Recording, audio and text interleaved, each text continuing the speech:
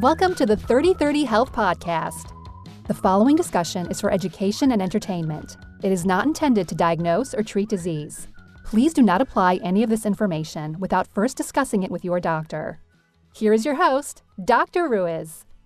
Hello everyone. For episode 40 of the show, I wanted to do something a little bit different. I wanted to be interviewed along with 3 of my friends from Naturopathic Medical School about the future of our medicine. My guests today are Dr. Patricia Habe, Dr. Adam Kosin, Dr. Kara James, and me. We are all recent graduates, and in this show, we share our experience from the program and a little bit of insight into how we plan to change the world. We were interviewed by one of my mentors, Dr. Paul Mittman. Dr. Paul Mittman is the president and CEO of the Southwest College of Naturopathic Medicine, and he is the founding president of the Association of Accredited Naturopathic Medical Colleges. Dr. Mittman integrates the foundations of naturopathic medicine, lifestyle enhancement through improved nutrition, exercise, and stress reduction into the curriculum of the school in order to create better practitioners. It was a lot of fun to be on the other side of the microphone. Remember, if you enjoyed this interview, follow me on Facebook and Instagram. My handle is 3030strong. I hope you enjoyed the show.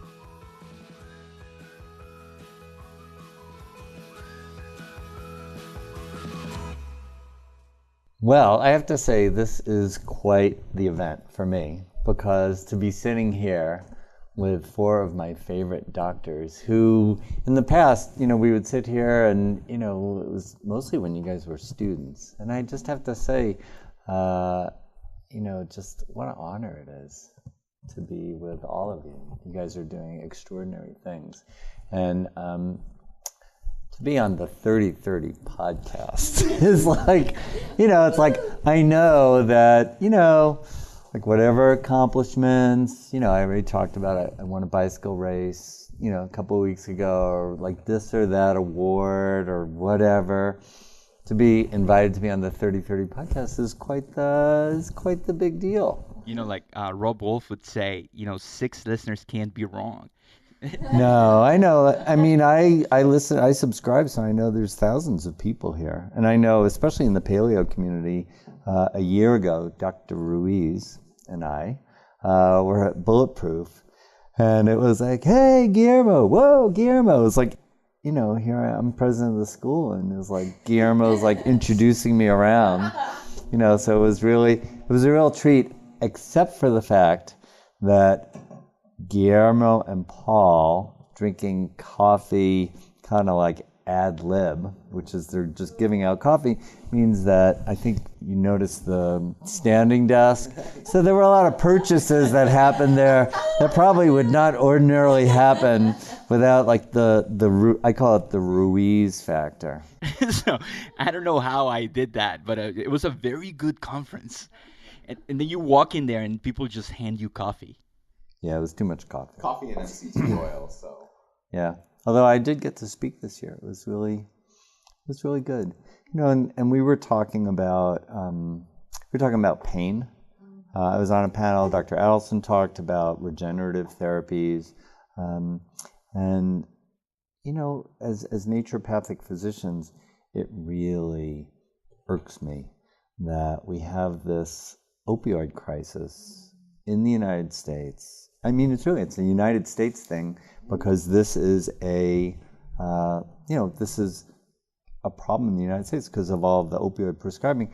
And it's as if the emperor has no clothes and nobody's willing to say, well, who's responsible for this? It's one thing to say, don't overprescribe opioids. Well, then the question is, well, what are you going to do? And here, just among the people here at this table, you probably have like 20 or 30 really great strategies, to individualize for each patient, from like physical, for injection, for manipulation, for nutrition, for botanicals.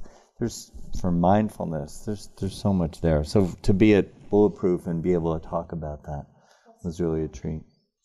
So we're talking hero stories because if you are a 30/30 listener, you know that Dr. Ruiz pretty much asks everyone for their hero story. And I don't know if there's like a definition of a hero story, but I think the hero story is like who or what inspired you to take this path? You guys probably know me, and you probably have heard my hero story. I want to go first, and I'm going to do an abbreviated version of my own. I came to this profession because I saw the healthcare system as broken. And the only way to fix it was with lifestyle changes, by changing your diet, by changing your sleep patterns, and by being able to have a profession that allowed me to do that, not just 5 minutes and write a prescription. And I saw naturopathic medicine as the perfect vector for me to instill as much change in this healthcare system. We should take a vote. Do we let Guillermo off the hook with what was a fairly generic hero story? I don't think I've ever heard it on his podcast, and I've listened to it. Right. And I think, what you said is all true, but I think that that's probably true for all of us. And so, you had, we all have different backgrounds and upbringings. And so what was it? I was born in a volcano, and I was bitten by a chihuahua. So this is my accent. In reality, it started as I was working at a level 1 trauma center for kids, and around 2008, 2009, my friend Devin Snow gave me the book Good Calorie, Bad Calorie. And in that book, it kind of, Gary Taubes goes really deep into why not all calories are made the same, and how your macros really influence your heart health. And at the same time, my girlfriend's mom was diagnosed with cancer.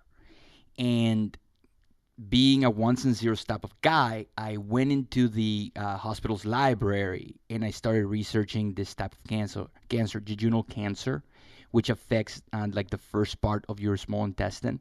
Her first symptom was a complete obstruction of her intestine. By that time, the cancer had spread everywhere. And it turns out that this type of cancer, it's very rare. And within its rarity, it has a very strong correlation to having a gluten allergy. There's a case study where there's 3 sisters. The first sister passed away from that cancer. The second sister was diagnosed with the cancer, but it was early enough, and she did have celiac disease. The third sister had celiac disease, no evidence of the cancer. Now, when this information was given to the surgeon, he basically just pushed it aside and said, it's nothing you did. And that's a really nice message for someone that's battling the fight of their lives, but it doesn't help all of the other family members, all of the other people that might be predisposed to this condition. And that's when I started thinking, I wish there was a healthcare profession where I could prescribe if it was needed, where I could order labs, where I could change lifestyle, change sleep patterns, change nutrition, and be one-on-one with the patient. And that's when I said that naturopathic medicine found me, not the other way around, because naturopathic medicine has been around for such a long time. And on top of that, another thing that made me kind of like perk my ears a little bit was that this is a high-risk, high-reward profession. It's not a profession that you're going to just get rubber stamped and get into a system and receive a paycheck month after month. You have to hustle. And I like that because I'm kind of lazy. and having that pressure on me allowed me to push my boundaries. And that's a hero story. The other one was sort of like a little bit too generic. But people know me, so I want everyone in the table to have a chance.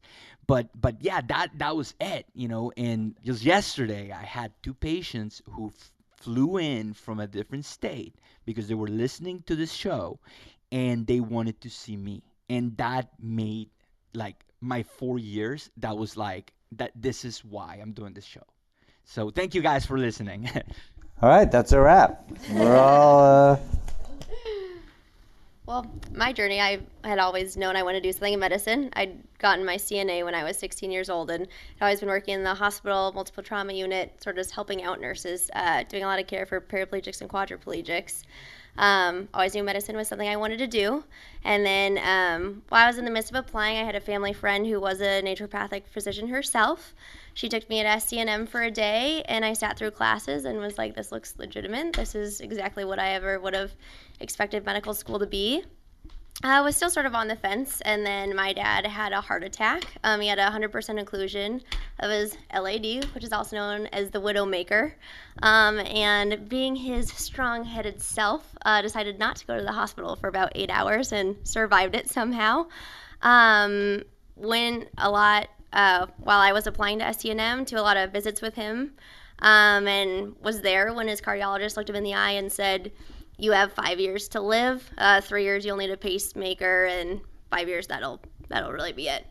And it just wasn't an answer that I could sit well with. And seeing the allopathic model as that sort of where that had put him, sort of pushed me and encouraged me to look for something more creative and better. And so that's what put me at SCNM, and it's just been wonderful just to see all the other opportunities they are and all different ways of treating people, which I've just incredibly enjoyed. And I grow in awe of the profession every day and every story I hear. Say your name. Yep, I'm Dr. Patty Havey, and I'm practicing here in Tempe, Arizona. All right, so I'm Dr. Kara James, and my hero story kind of I took a couple windy roads like everybody else, but I didn't know I wanted to be in the healthcare field initially. And then I started working at a women's health clinic, and I just fell in love with it, fell in love with working with, the people who needed healthcare the most, what I felt like who were maybe underserved. And that led me to apply to nursing school. And I started nursing school, and halfway through my program, I remember sitting in a nutrition class, and we were learning the pyramid, the food pyramid, like I had learned in elementary school. And I sat there and thought, this is not who I am, and I can't be telling future patients this is what they need to do in order to get healthy. The backstory for me is that I was raised by two naturopathic physicians myself. So I grew up eating, organic, healthy foods and doing herbal medicine when I was sick, and acupuncture. And what really I think came through to me was that naturopathic medicine is not just using the tools that we have, healing the root cause, spending time with your patients, educating them, but it's really living the medicine that you are practicing. Almost everybody I know in this field really is passionate about what they do, and they themselves are out there learning about new things. They're eating healthy. They're living this every day, and that's what's inspiring to their patients. And I realized that I needed something where I could look everybody in the eye and know I'm doing what I'm asking of you, and that this is going to be something that will be beneficial for the rest of your life and then change generations. And so I felt like I stopped nursing school, I dropped out, I went back and got some more credits in order to be able to apply to SCNM, and applied and followed where my heart led me. So, yeah. We've known each other for 4 years. Yeah. Hello, I'm Dr. Adam Kozin. Oh man, that's weird. Why? You are a doctor. Yeah, it's true. I don't think my story's as linear. I'd say there's a few moments in my life that kind of led me here.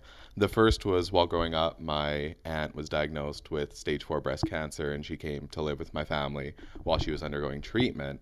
And I was, really too young to understand a lot what was going on. But I do remember that, the doctors were basically just pack it up and go home and enjoy your life because there's nothing we can do for you. And so she went and saw a naturopath, and that was, he really gave her hope and started helping her. But unfortunately, she passed away. And so that was the first time I kind of heard about naturopathic medicine. And so that was always in the back of my mind. And I come from a medical family. My dad's a hospital administrator. My mom's a respiratory therapist. And so I was always going to be somewhere in healthcare. And so that was always, in my mind as well.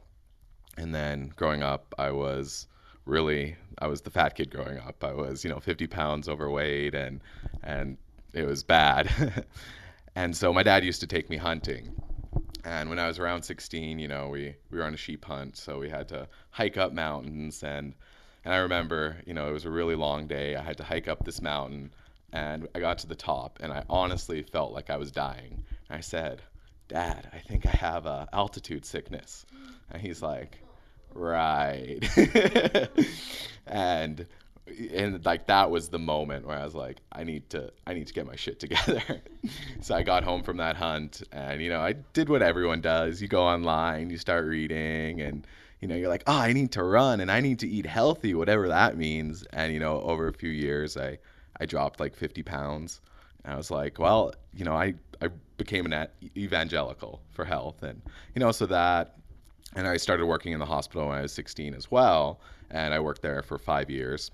I was just really unimpressed with what they were doing, knowing what I had, researched about health and wellness. And so kind of those things came together. And when it was time to look what I wanted to do with my life, it was kind of in the back of my mind. I was like, well, what was that naturopathic thing?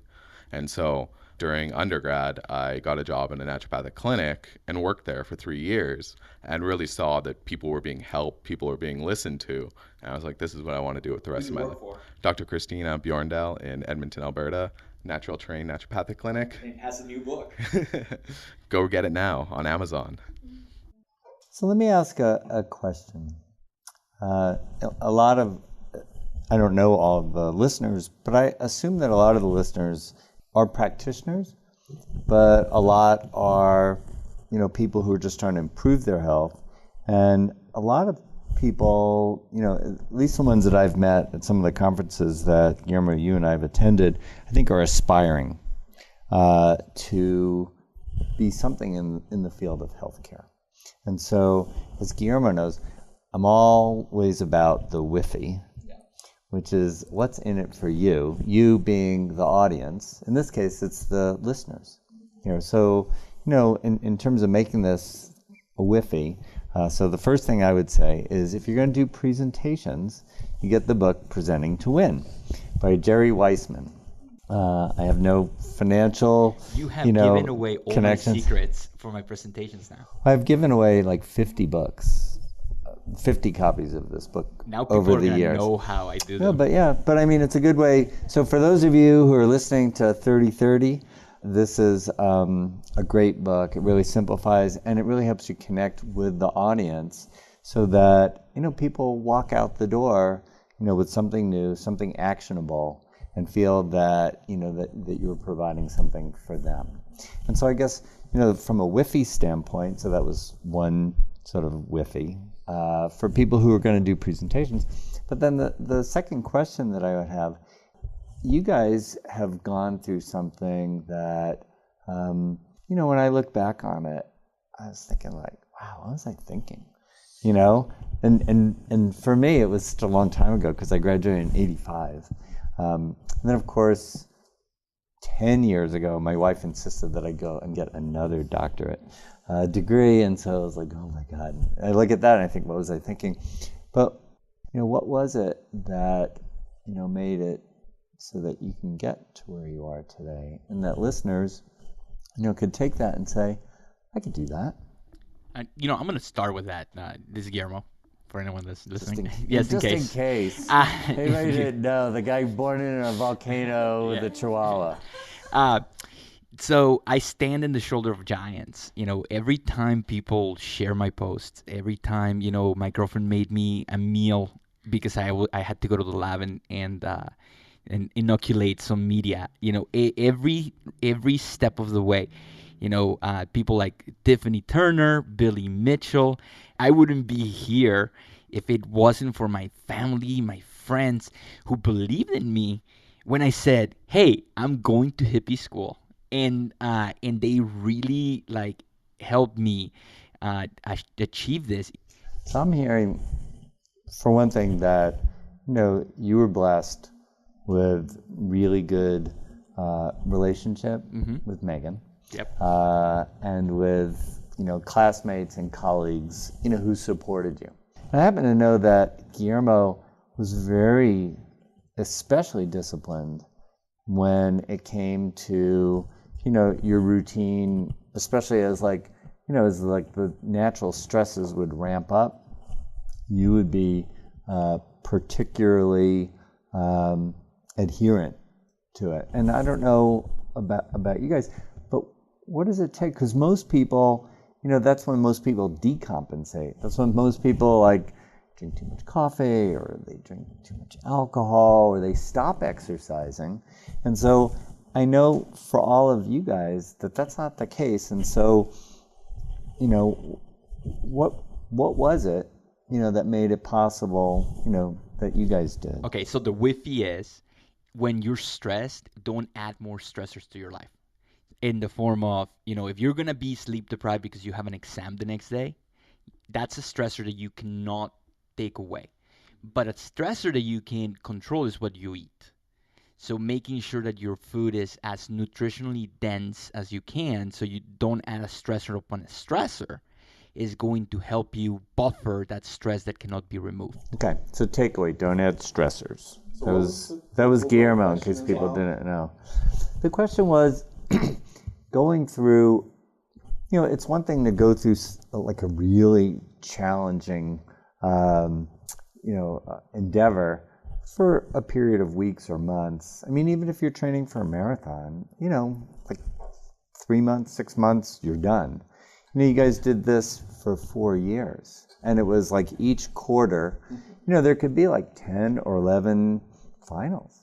What was your, strategy for success? So for Guillermo, he paid assiduous attention to, his determinants of health, and didn't add stress after stress. So whatever order you guys would like to. I think, definitely self-care is really important, exercise, nutrition. But I think what got me through it is, that fat kid mentality of, it's true, that affects you for your whole life, of you'll never be good enough kind of in the back of your head. And so it's one more hour of studying, or, you feel like you just need to keep pushing and pushing. And that's really what got me through the program. And, it's when you feel like you couldn't do it anymore, it was oh, I need to do 1 more hour of studying, or I need to, you study like you've never seen this material before, you're going to fail that exam. And so that's how I got through it. It's just constantly pushing myself. So is that voice in your head? Yeah. From way back. Yeah. And, when you're seeing patients, when you get in the clinic after the second year, it's good to have an avatar of who your ideal patient is. And for me, it was always, my aunt, having gone into cancer care and wanting to treat patients like that. It's am I doing the best I can? And so constantly pushing yourself to do better. So in some ways, so I'm hearing two things. One is, you had the, I don't know if you were bullied, but the fat kid who was made fun of, and you don't want to be embarrassed. Oh, I was the funny fat kid. I was hilarious. Okay. You were the Jonah Hill or Seth Rogen of. But it sounds like just as important to you was the image of your aunt. Yeah. Who sure. You would never want to let down. No. And so that extra hour of study, or stick-to-itiveness, or, not going out when you could, be studying, or, so it was that, you'd set an expectation, but it wasn't a career aspiration. It was very personal. And I think you heard with our hero stories at this table that we each kind of have a story like that of someone that was affected in our life, that I think we all see that when we see a patient, we see that person in those patients as well. And so we want to do our best. To make it through school and do, stick to your goal and follow through on this endeavor, it takes kind of a little piece of what everyone's mentioning. But I think one of the things that stands out to me is what helped me make it through was finding my support. And that was finding my classmates who were going through the same thing, to lean on and to share ideas with and to share the load. If you have a lot to do, you're working together. And in general, I think just this profession lends itself to people who go into naturopathic medicine enjoy educating and helping people.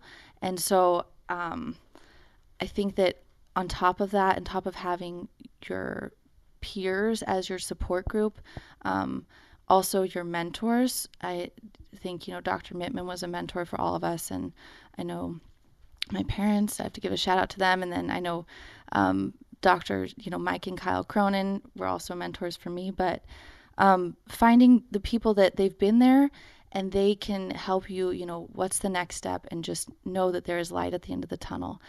And then just the final note was, for me, it was finding something that I really enjoyed doing that was a positive, that, for me, it's my bath. I treated myself to a bath. What's the recipe? Like every night. So it's a little indulgent. I know, I probably, living in the desert, waste a little bit too much water. I'm not gonna lie, but it's my treat at the end of the day. Like, I can't imagine not having my bath. So it's like Epsom salts. Get yourself at least a cup, if not 2 cups of Epsom salts. It's got magnesium, which is going to help to relax your muscles. It's just grounding to be in the water. You're going to have warm water, which is also very relaxing and calming. On top of that, you can put essential oils in. I add some lavender, which is also very calming. It smells good. And you're dimming the lights too. We're stimulated by these lights all day long. So you're dimming the lights. Maybe you have some candles. I have a salt lamp right next to me, which is creating this space for yourself to relax in a positive way, and having something, whatever that is for people, whether it's going on a run or something, but that can, when you maybe would otherwise want to go and have that drink or go out and blow off steam and party or something, if you have something that is also enjoyable to you, it can help to keep you on track. So that's how I made it through. I think I got a lot of my bath ideas from Dr. James. I think we took about 30 or 40 baths separately, getting ready for board exams. But those were awesome. But yep, definitely family was huge. Having always a support system is huge.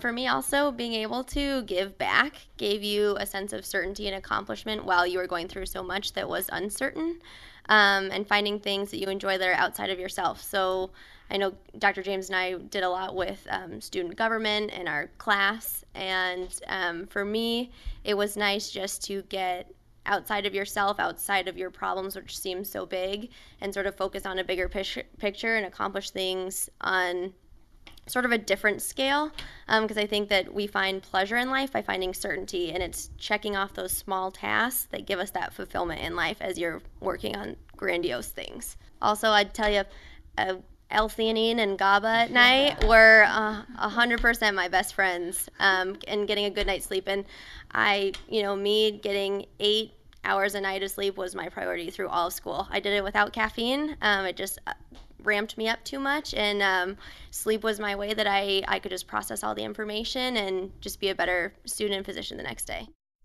Guillermo, you said something earlier that was interesting about this isn't a profession that's sort of like plug and play.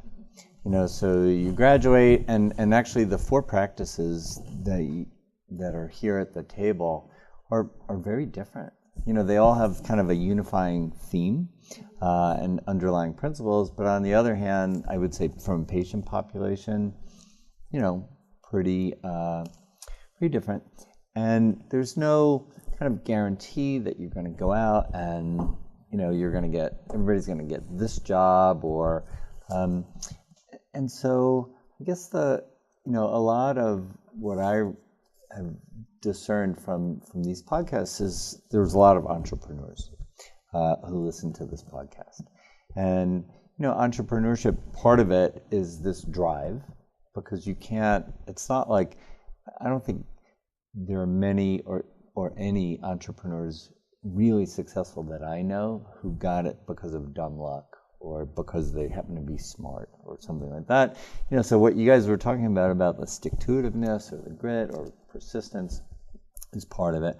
But then the other part of entrepreneurship is this creative element to it. And you each have very different kinds of practices. And so, no one asked me my hero story, but it was, for me, it was a combination of 2 things. It was from my parents, it was a sense of righteous indignation that my mother has.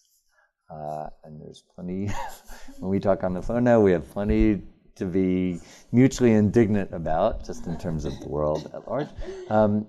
And my father was always serving on a board, volunteering, and my mother too. And so for me, that led to the combination of wanting to do something for other people and somehow taking the road less traveled. It's kind of a funny thing because we're sitting here, and I'm been out, from graduation like 32 years, and so we're each at like very different points, and so I'm kind of looking back and you guys are looking forward. But one of the things is that always stood out for me about naturopathic medicine is either the stories that people have told me over the years. Like I have to say, I lost track of the number of times that people said, I've never said this to anybody before, And I mean, I see nodding at the table. So you guys are like, that's already happening. And so like, how cool is that to be privileged? Because I mean, I imagine that a lot of healthcare people get that, but I think we get that in spades, because of the depth of the, connection that you develop as a naturopathic physician. Do you want to share either anything like that? Because it's like, when you think about like what rewards you as a human being, well, it's good to get paid and pay the bills and, and all of that kind of stuff, and student loans, to take care of that. But it's also, there's also the reward of, that makes you want to go to work every day. I want to start by saying that, we have different practices, and we might be specializing in different things, but the underlying principles of naturopathic medicine are always at the forefront. Remove obstacles to health comes to mind. If you want to be successful with your patients, it's not substituting a natural product for a pharmaceutical. That's not naturopathic medicine. That's not healing. It's actually removing the obstacle to health. If you have someone that has trouble sleeping, changing their ambient for melatonin, that's not removing the obstacle to health. The underlying thing that connects us as naturopaths is going to be this desire to actually fix the problem. Now, as for talking about entrepreneurship, and it's just such an exciting field, because you go to these conferences and you're walking around and there's health coaches and there's yoga instructors and there's MDs and NDs, and I always hear people from the MD world that, I couldn't practice that way because.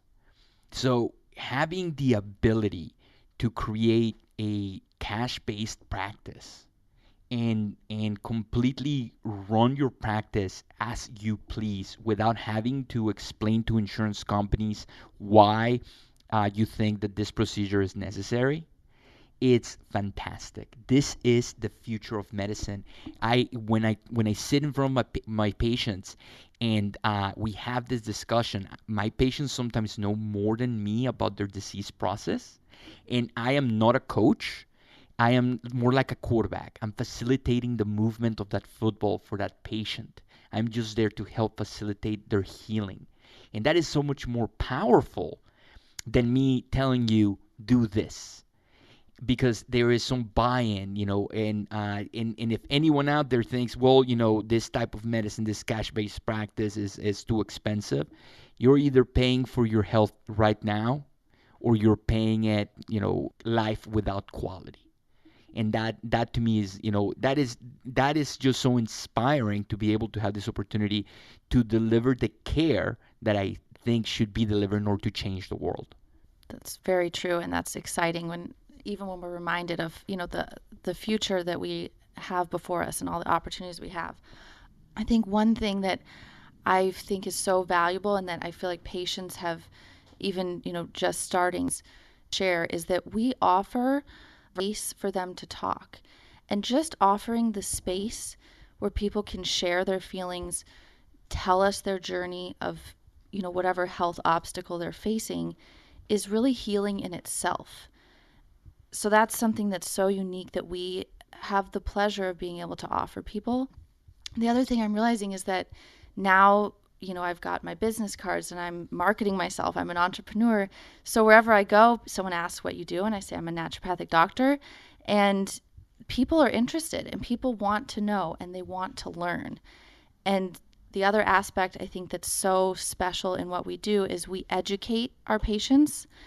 And so, like you said, we're not just switching a natural herb for some sort of medication, but we're educating people to change their lifestyle. And one thing that for me, focusing on women's health, you're working with women who oftentimes really influence the household and the children. And so I feel like we're able to not only change the lives of the woman, the patient who's coming to see you, but their whole family. The children are eating healthier. And when they realize that they have a gluten intolerance and it's been a huge problem for them, they're saying, I was able to, now I'm preventing my kids from dealing with this in the future. And that's just, you can't even put a price tag on it. It's so special that we're able to do that for people. So that's what really inspires me to continue on and share this medicine. You're really affecting not just more than one person, but more than one generation. Yeah. And so when their children grow up and, if they have children, from a genetic and an epigenetic standpoint, they're passing along a better life, to other generations, which is pretty cool. You have to find a way to bill for that. Yeah. That's the ICD of that. That's the ICD for generational health. Piggybacking off of all of that, when you're dealing with patients with cancer, you're, it's surprising how cookie cutter some things still are. It's in like Dr. James said and Dr. Ruiz said that you are the quarterback and your patients do just, they want to talk with someone. And so by giving them options and hearing them out, that's the most satisfying thing most days, is just being able to listen to patients and provide them with options. So Dr. Kozin works at Naturopathic Specialists, which has a number of specialists there, including women's health and pain. But I would say that kind of the cornerstone of it has been naturopathic oncology. And I have to say, when I was in school and starting out, or when Dr. James's parents were in school and starting out, the thought that oncology would be the nexus of conventional and naturopathic care would be like, I would have laughed you out of the room. Because at the time, really the only places that offered, this sort of alternative to either chemotherapy or radiation oncology was these clinics in Mexico, most of which were really not helping people. And when you have the combination of a very intense and there's probably no disease category that instills more fear in people than cancer. A lot of government regulations, a lot of factors, converging on that. The thought that naturopathic oncology would be, the fastest growing specialty in the profession was inconceivable to me. And so where Dr. Kozin works is probably one of the premier, I know that Mayo residents, oncology residents rotate through naturopathic specialists. You guys serve on tumor boards, clinical trials with Phoenix Children's Hospital. So like children with cancer. So that's like, not just cancer, but like a highly protected and protective patient population. And so I guess, I wanted to bring that up in terms of opportunities, because a lot of times people think that this kind of medicine is solely for the walking well or the worried well. People who are like, I'm kind of tired, or, I have this or that. But, we're talking about truly either life-threatening diseases and not, I think this is, relatable to other areas, but especially in oncology, it used to be, it's like, you can't do that. You can't see the ND because it'll interfere with. And then it became, well, you could do that, but, I don't want to know about it, But now I run into, because of my role, I run into hospital administrators, senators, legislators, all kinds of people who say, oh, you're being seen by Dr. So-and-so, a naturopathic oncologist, that's a great idea. And whether it's at MD Anderson or at Mayo or at Phoenix Children's Hospital, it's such a radical change. And so I just wanted to call that out, because I think that people are, it's kind of a misperception. It definitely doesn't have to be either or. A lot of patients think that, it's like, oh, my oncologist said this, or I have to choose between. But, we have working relationships with most major centers in Phoenix here, and good relationships where we can just call the oncologist and have a discussion. I think, we as the quarterbacks, I like to see us as your biggest patient advocate. Like, we want what's best for you, and we're willing to work with whoever that entails. But really what you're describing about being the quarterback, even though it's the coolest position on the field,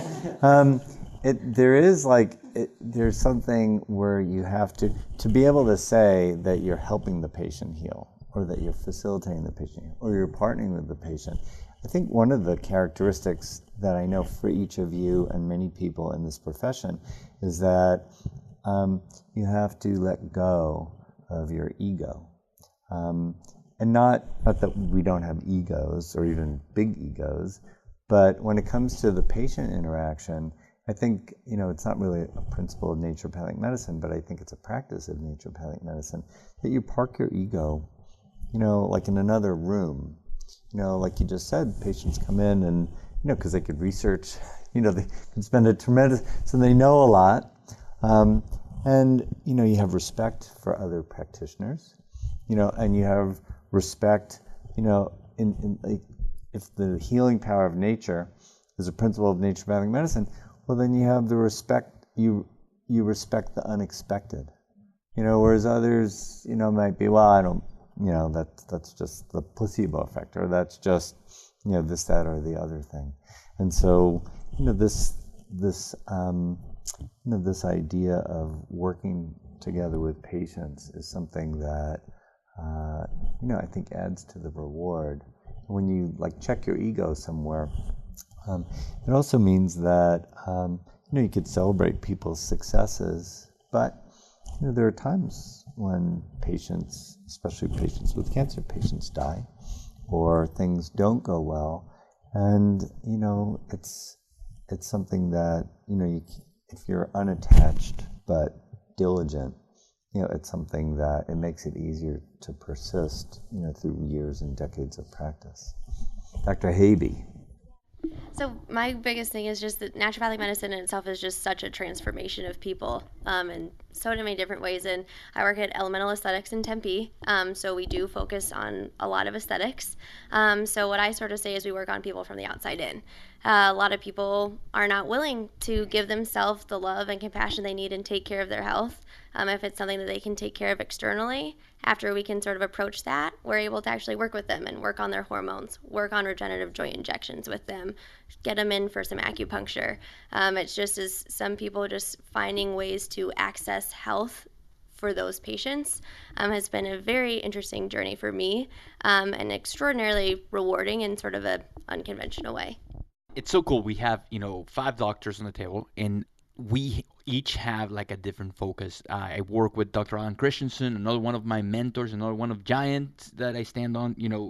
and we do a lot of like thyroid and hormones and lifestyle modifications. Adam, who took in my eyes, cancer brought me to this profession, and I wouldn't do cancer treatment because it to me is the hardest of the specialties. And then we have Kara, who is taking care of women, and funny story, men have a lower morbidity but higher mortality than females, because females actually go to the doctor, so they report being sick. So and that's why they have higher life expectancy. But you are, am I saying you change the kitchen, you change the whole house, and more times than not, women are the ones in charge of cooking. And Dr. Havey, Patty, she's doing aesthetics, which it's amazing because you might not get a guy into the doctor but because they have heart problems or high blood pressure, but the moment they start losing their hair, oh man, will they go to the doctor? And now they're in the doctor, and maybe you can do some cool things like PRP treatments, and you can do supplementation and nutrient IVs.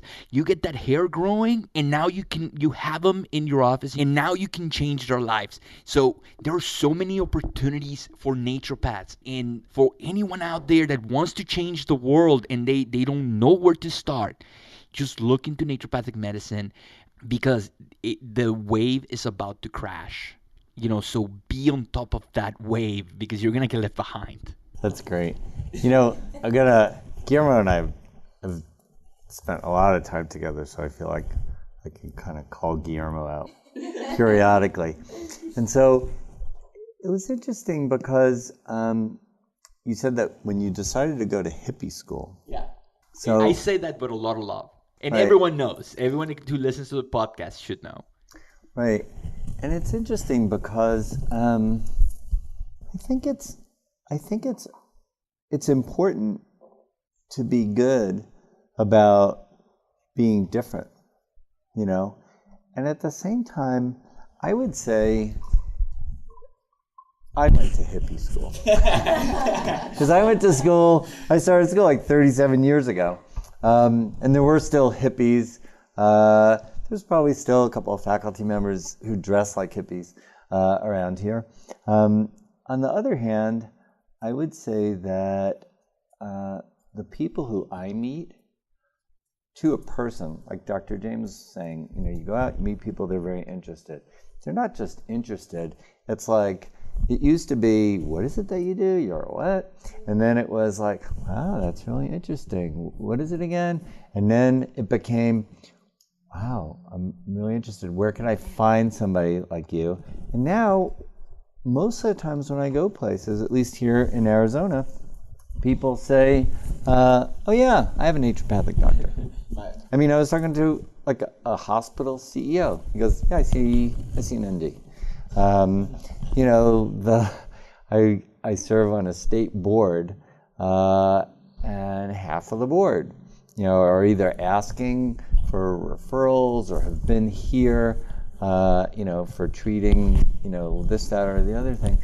And so I would ask you, since you have a large audience, I would ask you to think about, like, what are the words that really accurately convey what's kind of different or unique or special, and at the same time, what are the words that are going to propel us forward? Because, for me, my career has been about, I don't really have a practice anymore. It's about advancing the profession.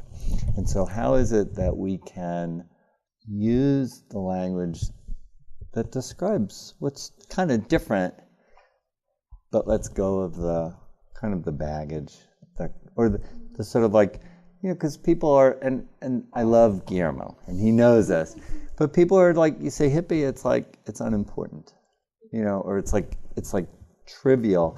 And we say these things, and I could say this because for me, I've told stories about either myself or about practice, and I rarely, toot my own horn. It's just not how I am. But if I'm not careful, I'm dismissive. It minimizes either me or our profession. And so, your generation is the generation that is really going to take this. And I'm envious of you guys. Your generation is going to take this to a completely different level. This idea about disruptive innovations. And for a lot of listeners, if you want to think about a framework that could work for you in your careers, this concept of disruptive innovations, Clayton Christensen is the author of most of it, is something that naturopathic medicine is becoming a big disruptor in healthcare.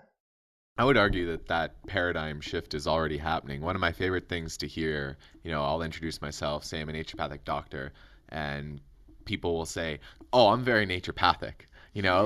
Like it's become a whole just describing thing. It's like saying, "Oh, I'm paleo." Everyone kind of knows what you're talking about. There's good, there's bad, and you take it as this whole encapsulation. But more and more I'm hearing people say like, "Oh, I'm very naturopathic in my views." And I'm like, great. Or holistic. Yeah, it just I don't know I think it's a people-driven movement, and we're at the top pushing, but I think the people come first, and they're going to be the ones that really demand it and really want it, and they're going to say, "I want to be naturopathic."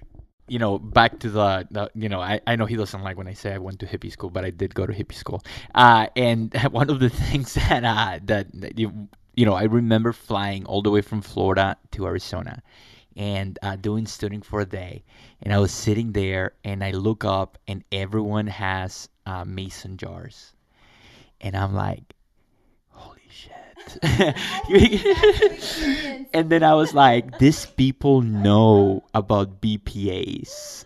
And then like I could hear a voice saying, "You're a wizard, Harry," because it was so awesome. So I found my tribe.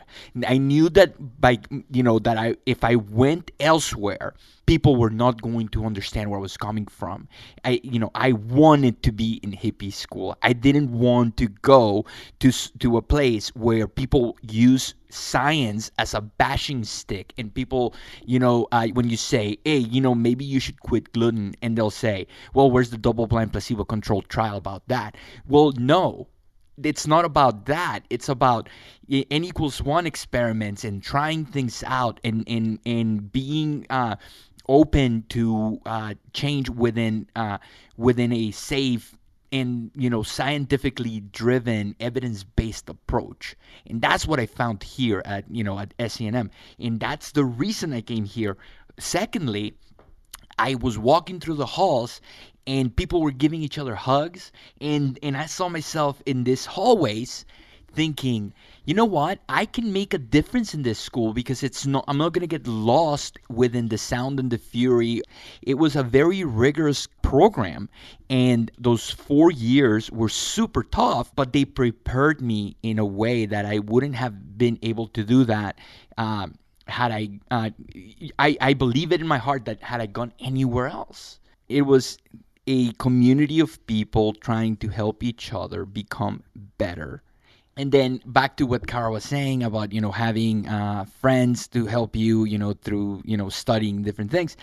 It's so much different than allopathic medical school. We have notes from previous classes that, to help us pass, different exams, and they get passed down because we just want to make everyone better. We're not in this constant competition to see who gets the best residency.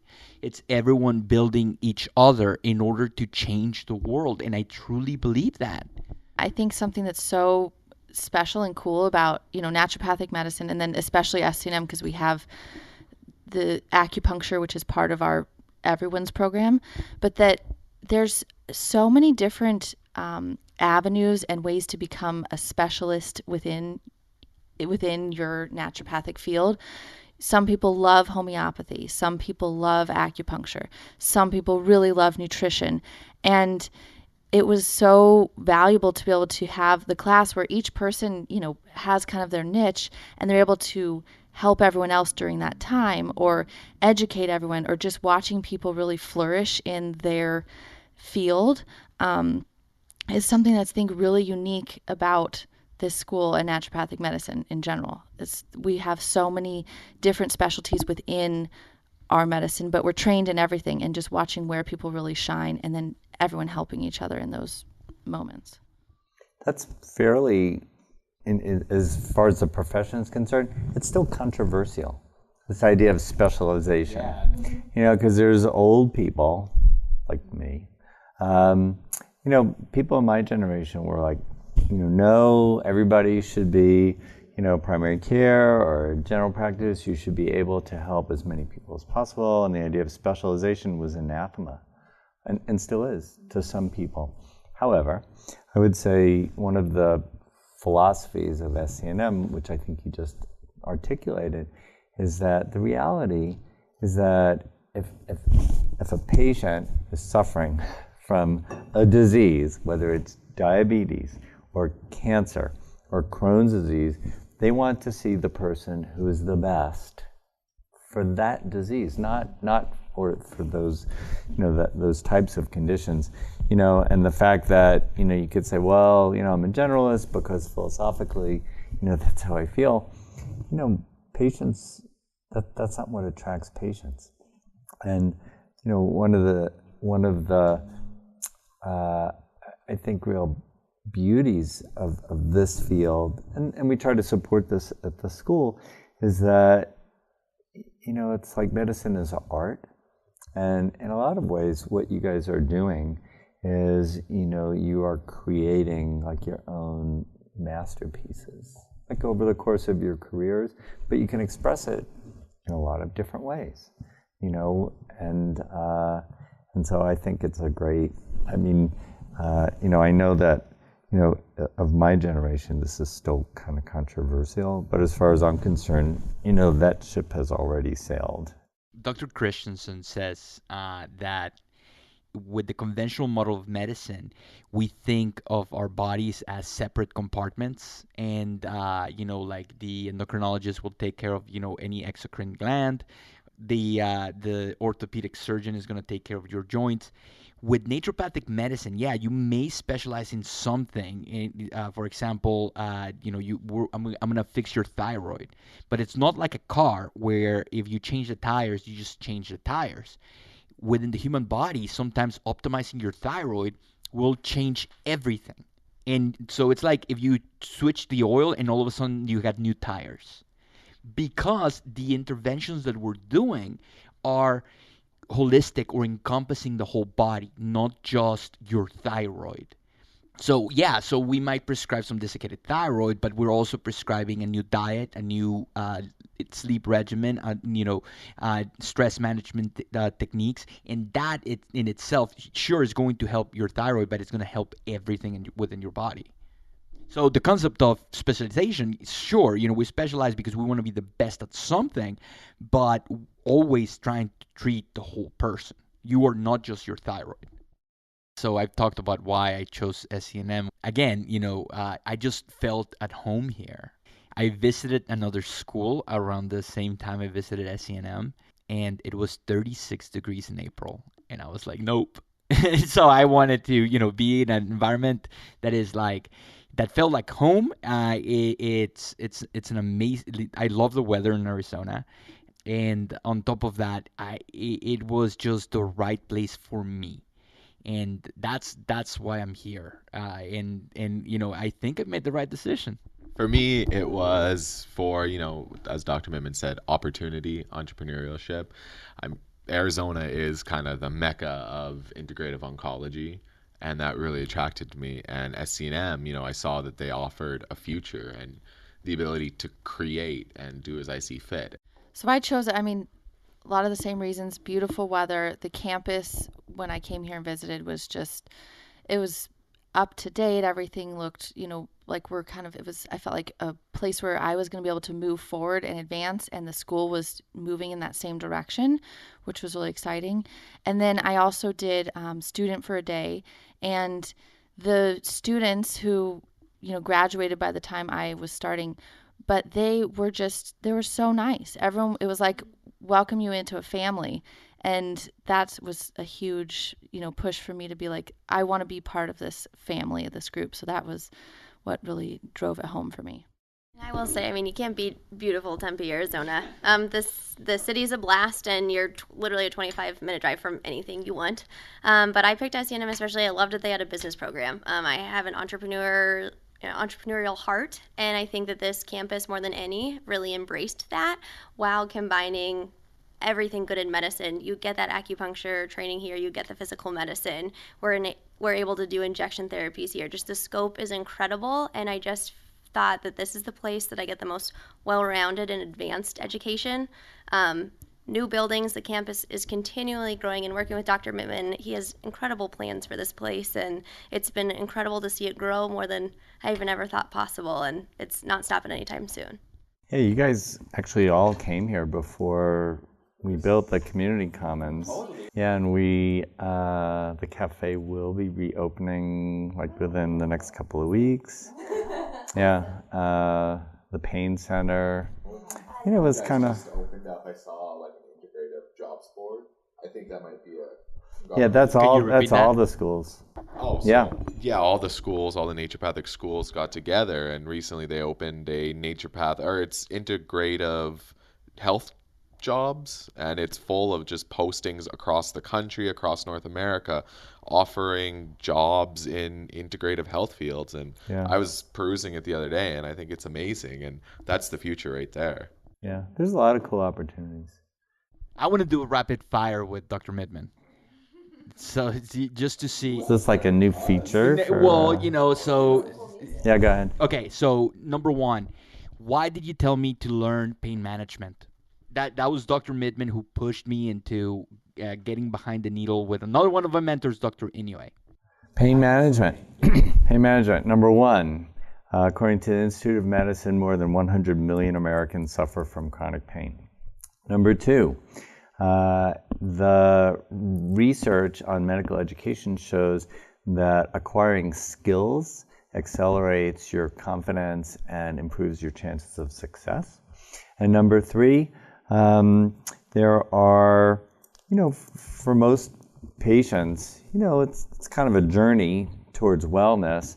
But when someone is in pain, for them to be able to walk out of the office feeling better, either because of manipulation or something you did with your hands, or injection therapies, or some of the things that we're doing now with autologous stem cell therapy or platelet-rich plasma. And personally, I can't remember if we mentioned that I won a bicycle race. In this podcast, I was at the Huntsman World Senior Games. You can go to our website, the school's website, because I happen to have pictures of it and posted a blog about it. But I have been injured enough times that I remember I was in this bicycle crash. I went to 6 different places. And I thought, all of these treatments we could do here under one roof. Why not? Kara's father, Mark, used to work with Olympic athletes. He would go up to Eugene, Oregon, and hang out with at the track and field Olympic trials. And I thought, wow, this is so cool. And not for everybody. And I have to say, I've never stuck one of those 4-inch needles into anybody. But so for me, and that's not really the main focus of what you're doing now, but it's a skill that you have, and you'll never lose. So that was the reason for pain. Any other rapid fire? Yeah. So do I have to answer rapidly or what about succinctly or why did you open a PRC at a pain relief center at the school? I talked about the fact that I went to a bunch of different places and thought, hey, we should have it here. Number one. Number two, all the naturopathic schools talk about integrative medicine and integrating naturopathic medicine, and yet it really bugged me that we didn't actually have an MD working here. And so we brought Dr. Bethel. The school actually purchased his practice and got him to come here. And Dr. Bethel is an anesthesiologist, pain interventionalist, and I've known him for 20 years because he was the chair of our board for 10 years. And so there was nobody out there in the allopathic community, especially in the allopathic pain community, who understood naturopathic medicine, who respected naturopathic medicine and who loved naturopathic medicine more than Dr. Bethel. So having actual opportunity for our students to learn how to work in an interdisciplinary and not only with NDs was the second reason. And then the third reason was that I saw a lot of our graduates who were working like doing all these cool things, like working with the Cardinals football team or the Diamondbacks or the Dodgers. And yet I felt that as an academic institution, we were behind the curve and not ahead of the curve. And so in terms of training students here, establishing the highest standards of practice, it has to happen somewhere. And so I felt it needed to happen here as opposed to, I don't know, at a DO school or an MD school or in people's practices. And so for us to, set the bar as high as possible and bring people like Dr. Inouye, Dr. Bethel, NDs, acupuncture, Dr. Deng, a lot of cool people together. And that was so forming in my student as a student, because I did get to shadow and work alongside an MD, NDs, acupuncturist, and see people come into the PRC on a wheelchair and walk away, and that was amazing. I like this part. Keep going. Yeah. Yeah. Research. Okay. So I think some students were very involved in research in the past couple of years, and I believe SCNM is the Center for Naturopathic Research. A certain kind of research. Yeah. What is the future of research within SCNM? There's a Bob Dylan song. Whenever I listen to it, I was like, there's a song called When I Paint My Masterpiece, which I think actually, if you listen to the lyrics, he's kind of procrastinating. However, whenever I see either something, beautiful, whether it's artwork or a film, or listen to music, or read a book, I think, God, I wish I could do that. And for most of those things, I can't do. And the other part for listeners, entrepreneurs, what we have the opportunity here is to create our own masterpieces, whether it's your practice as a whole, your career, the experience that you have with a patient, where, you're putting together you're the detective putting together all of these clues and then putting together a treatment plan with the patient that is like this incredible, can have an incredible ending to, or the next chapter to the story. And so at SCNM, you two guys probably did more research hours than anybody. Maybe Tiffany Turner. Did more than me. She's still here. But the emphasis at SCNM is on the antimicrobial properties of plants, antiviral, antibacterial, antifungal. And for a school of this size, it's like 400 students. It's not a big school. It's wonderful, but it's not a big school. So from a research agenda, we've decided, at least for the foreseeable future, that our main focus on research is going to be in this area, and not doing lots of randomized clinical trials, just because of the sheer size, complexity, and cost of doing it. And then, unless you really have a lot of people, everybody's going to pick it apart anyway. And so we're fortunate we have a virologist here, Dr. Jeffrey Langland, who teaches microbiology, who has put together a group of students who are extraordinary, like 50, 60, 70 students a quarter are working with him on research, and about 10 each year are working with him at Arizona State University's Biodesign Institute. And they have generated several patents, including ones that I know at least one of you guys is on a patent for antiviral properties for a particular plant. And so our aspirations are in the next, hopefully less than a year, but within the year, to have a biosafety level 2 laboratory on campus to do this work. And it's very cool because the number of antibiotic-resistant bacteria and emerging viruses continues to grow every year. And the plant kingdom has been the historic source and still accounts for, I think, roughly 40% of all antibiotics and antimicrobials. And so there are rich opportunities there. And so for the school, this is where we want to make our mark. And so for our current students or prospective students who want to kind of roll their sleeves up and have the opportunity to work in a laboratory, doing cool things, counting viruses and looking at the mechanism of actions. Because we teach botanical medicine at all the naturopathic medical schools, but we have the founder of Gaia Herbs is coming on Monday. And Rick Scalzo. Yeah, Rick is coming. An amazing guy. And, they have been doing research on the plant echinacea, which is common, probably the most popular herbal medicine in the United States, going back about 15 years when SCNM and Gaia partnered on an NIH grant. And they really elaborated a lot of the mechanism of action. But the work that they're doing now with Dr. Langland has not only gone 3 levels or layers deeper, but their research has actually upended a lot of the understanding about how echinacea works, particularly in viruses like the rhinovirus that causes the common cold.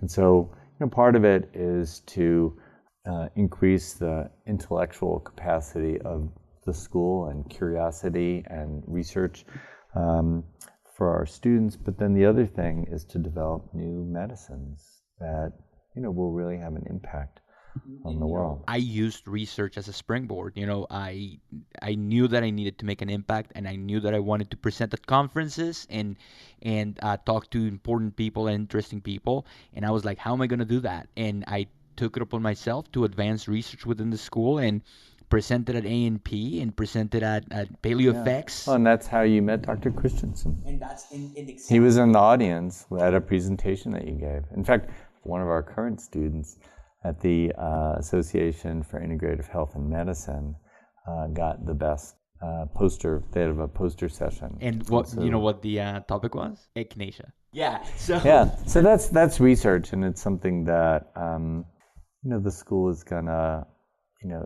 really advance. And there's a lot of people that we're already working with on cool projects.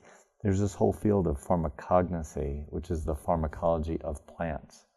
And last year, Dr. Langland presented at their international conference in Mississippi. So I've been to Mississippi twice now in my life, which is actually pretty cool. It's in Oxford, where the University of Mississippi is. And although people who are from Mississippi, when I tell them that I went to Oxford, they said, you didn't actually go to Mississippi. They said that's like going to Boulder. Can I say something parenthetical that you could edit out if you want to? Because it is a big plant research university, it is the North American NIDA site, National Institute for Drug Abuse. And so as the NIDA site in North America, the University of Mississippi is a big college campus, and in the middle of their campus, they have a gigantic marijuana farm. So when the government does cannabis research, it can only come from one, and they have one on each continent. And so picture, recall back your college days. Imagine that there was a pot field growing in the middle of the campus, and so it's got a double fence with barbed wire, motion detectors, vibration detectors, and armed towers over it. So it kind of looks like a prison, but it's just a funny thing to have. And then a couple of things, 2 more things, and then I want everyone to tell us where you work, how do we contact you, and how can patients contact you. But okay, so Tempe has an Alzheimer initiative. Okay. Are we doing anything to, I know we have a strong mental health department here, and people like Dr. Arneson, and there's a lot of interest in mental health. How is SCNM going to position themselves in order to help, with integrative care? It's really, the the mayor of Tempe, Mayor Mark Mitchell, whose father had been the mayor of Tempe and was Congressman Harry Mitchell, his mother, Mary, has Alzheimer's disease. So the mayor's mother suffers from Alzheimer's disease, and so it's personal to the mayor. And Tempe is taking the lead as one of the cities that has implemented dementia-friendly Tempe.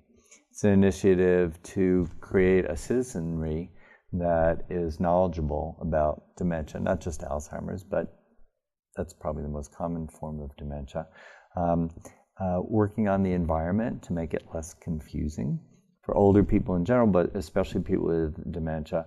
Training first responders, police, fire, EMR, or EMS people, financial sector, so that, because people are vulnerable, or and then healthcare workers.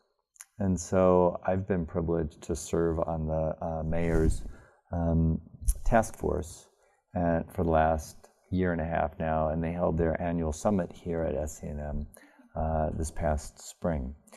What's interesting that I learned is this is a partnership between the City of Tempe and the Banner Alzheimer's Institute are the two main drivers. And the Banner Alzheimer's Institute is one of probably the 5 top Alzheimer's research facilities in the world. And I was talking to one of the directors there who said that their best guess is that we're 20 years away from a drug treatment. And their researchers are focusing on diet, lifestyle, and supplementation. So they were telling me about, get this, fish oil and plants like curcumin. And so it's really interesting. So I think that this is another opportunity for this profession, and as a baby boomer, my risk for Alzheimer's disease, when you hit 65, it's 1 out of 9, and over 80 is 1 out of 3. And so this is, something where as NDs, again, the, kind of the conventional healthcare sector is moving in our direction. So it's a good place to be. So yeah, and just to summarize that, I think that my school is at the forefront for pain management. The opioid epidemic is going to be huge. The federal government just did called basically like a war on opioid. Can I say something about opioids? What was that? Did any of you work at any of the community clinics, like with Dr. Arneson? Yeah.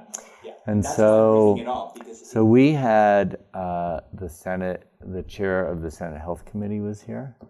The CMO of Access was here just in the last couple of weeks. Next week, another state senator is coming here to talk about pain and also treatment of addiction. Because as we all know, there are really two sides of the same coin. Whether it's all pain, whether it's physical, mental, emotional, psychic, spiritual pain. And there are NDs who are working in addiction treatment programs. There's one, RiverSource in Arizona City has 3 NDs working there. Sabino Recovery Center, the medical director is an ND.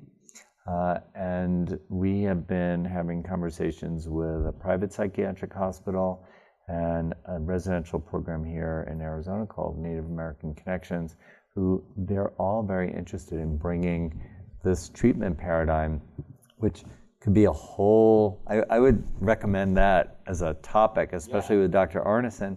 The idea about using intravenous nutrition, to help people get through the withdrawal, the acute withdrawal period, and then using amino acids, because the majority of people going through whatever the addiction is, whether it's drugs or alcohol or opiates, etc., most of them end up on antidepressants. More than 50% end up on antidepressants. And as NDs, we know that the targets for most, whether it's SSRIs or SSNIs, are monoamine neurotransmitters like serotonin. And the word monoamine means that it comes from an amino acid. And so there's some and so again, like I think that the expression of naturopathic medicine when I was in practice or when Drs. James and Poor were in practice is going to be very different moving forward. And just imagine what it would be like if 10% of all the recovery programs in the United States adopted this. You know, what a difference it would make for patients, but what it would mean, you know, for the profession. And so that's another, you know, so as far as the school is concerned, that's another area that we are putting a lot of attention to.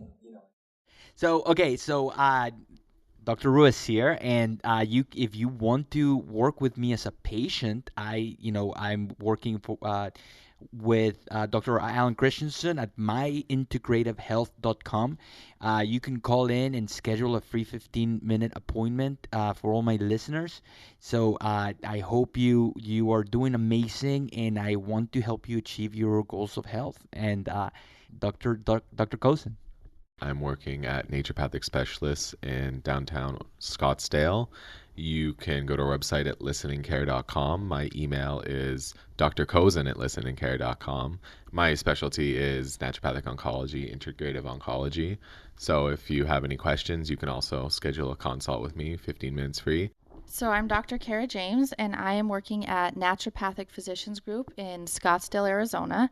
You can go to our website at naturopathicgroup.com, and you can schedule an appointment, give us a call. I'm also doing free 15-minute consults. If you want to just follow me on social media, I also have my Facebook, Dr. Kara James, and I also have a website, drdkarajames.com. And just excited to spread the word about naturopathic medicine. And thanks for tuning in with us. I'm Dr. Patty Habe. I'm at Elemental Aesthetics in Tempe, Arizona. You can find me on Instagram at drhaebe and drhaebe.com. And if people would like to learn more about either naturopathic medicine or about Southwest College of Naturopathic Medicine and Health Sciences, you can find us online at www.scnm.edu, and you can email me if you have questions at p.mittman@scnm.edu. Thank you, and I hope you enjoyed the show.